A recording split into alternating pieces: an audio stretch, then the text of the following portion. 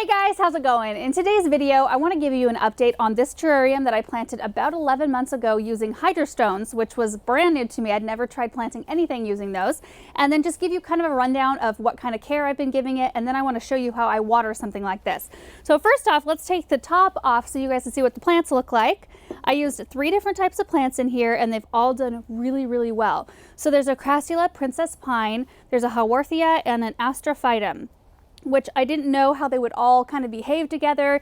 Typically the succulents and cacti and stuff I put together do okay. These two have put on quite a bit of growth. So this one's the Crassula, this is the Haworthia.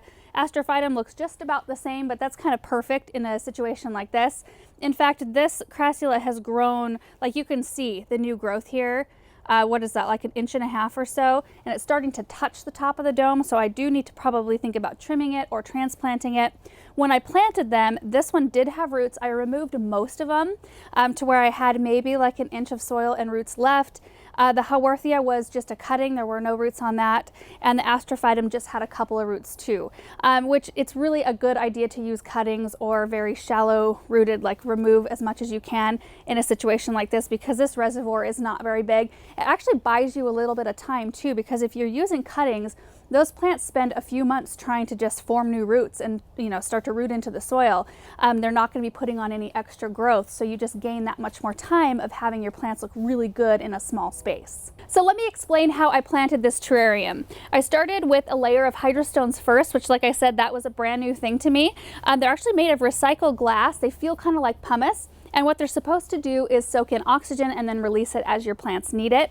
And then I went in with a thin layer of green moss, and that's basically just to create a barrier between the next layer, which is soil, and your hydrostones, because if you don't have that layer of moss, all the soil will go through and kind of create a muddy looking mess in your bottom layer, and that's not really what you want, because you want to see distinct layers. That's kind of part of the beauty of a terrarium. And then I put in my soil layer. After I did that, I put my plants in and then just top dressed part of the soil. I left some of it exposed because I kind of like it to look like a normal landscape, like different textures. You see some soil, some moss, there's some larger stones in here to create a little bit more interest.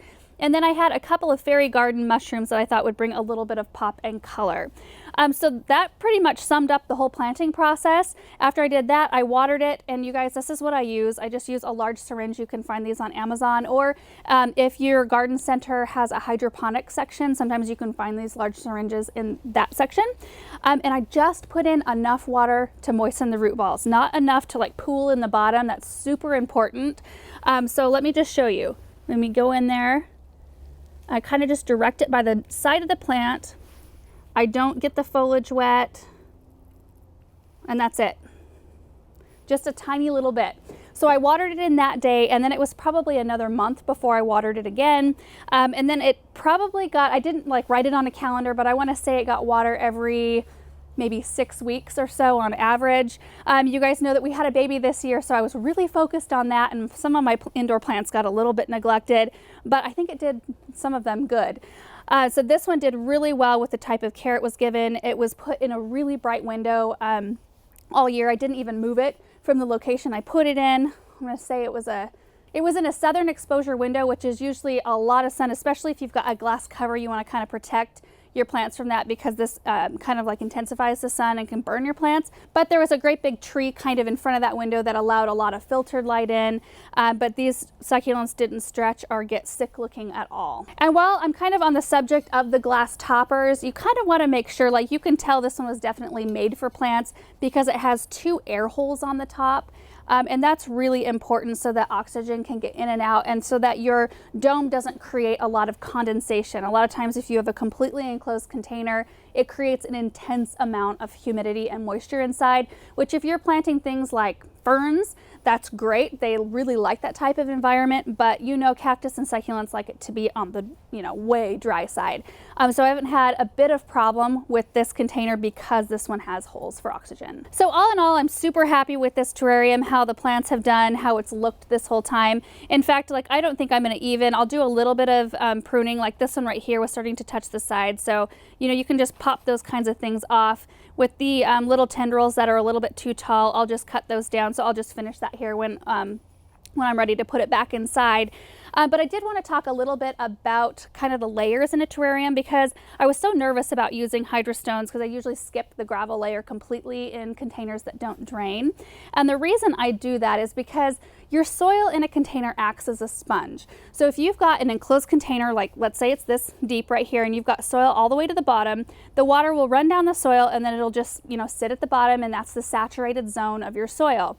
If you put gravel in the bottom of that container, it basically just moves that saturated zone up closer to the roots of your plants, which can cause root rot a lot faster. And I know that doesn't make sense. You would think that you would put your water in, it would go through the soil and then drip down into the gravel, and it does to a certain degree, but that bottom layer of soil, even though there's gravel underneath it, will still hold on to a lot more moisture than you want it to, so close to the roots of your plants. So, I mean, I'm just very excited with how these hydrostones have done, but I think, just doing something like this, you just want to be super sparing with the amount of water that you give them.